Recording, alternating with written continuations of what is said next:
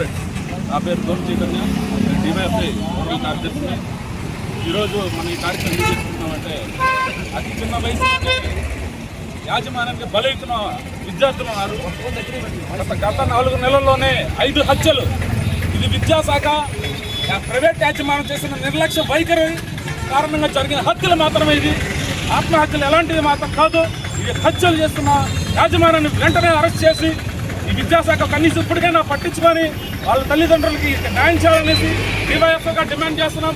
అలాగే రానున్న కాలంలో ఇది ఈ చావులు అంటే హత్యలు ఆగకపోతే డివైఎఫ్ఐ ఇంకా ముందుకెళ్ళి బలంగా ఈ అన్ని కార్యక్రమాలు చేపట్టి మనం నిన్న జరిగిన సంఘటన ఆల్రెడీ అందరికీ తెలిసిందే.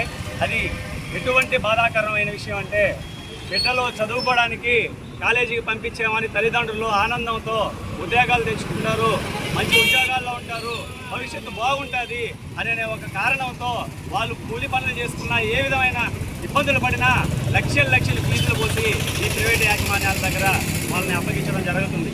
వాళ్ళు కేవలం ఒక లాభం కోసం తప్పితే వాళ్ళకి లాభం వస్తుందా, మనకి సీట్లు కావాలి, మనకి డబ్బు కావాలి అనేది తప్ప వాళ్ళ దృష్టిలో కనీసం విద్యార్థులను మనం ఏ విధంగా చూస్తున్నామో, వాళ్ళకి ఏ విధమైన వసతులు కల్పిస్తున్నామో, వాళ్ళకి మనం ఏ విధమైన రూరల్ కమిటీ తరఫున మన డివైఎఫ్ఐ రూరల్ కమిటీ తరఫున ఈరోజు ఈ కార్యక్రమం చేసుకుంది.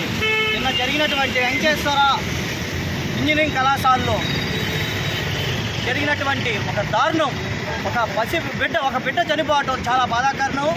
ఈరోజు కాలేజీ యాజమాన్యం ఏ విధంగా ఉందంటే ఒక బిడ్డని మనం తల్లిదండ్రులు ఇంత వయసు వచ్చేదాకా పెంచుకొని వాళ్ళు మంచి భవిష్యత్తుకు పోవాలన్న ఉద్దేశంతో లక్షల డొనేషన్లు కట్టి వాళ్ళ చేతుల్లో మన బిడ్డలను అప్పచెప్తుంటే వాళ్ళు మాత్రం ఏ విధంగా పట్టించుకోకుండా నిర్లక్ష్యంగా ఆ బిడ్డల్ని లేనిపోని టార్చర్లు చేసి వాళ్ళని ఆ సిబ్బందితో లక్షలు డొనేషన్లు తీసుకొని వాళ్ళని చంపటం, టార్చర్ పెట్టడం, చదువు విద్యలతో చదవలేదన్న విధంగా టార్చర్ పెట్టి ఆ బిడ్డల్ని ఆ తల్లి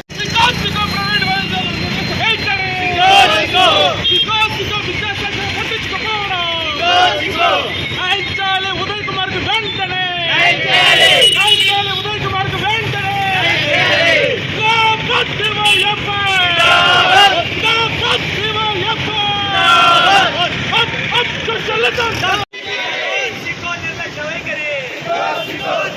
నిర్లక్ష్య వైఖరి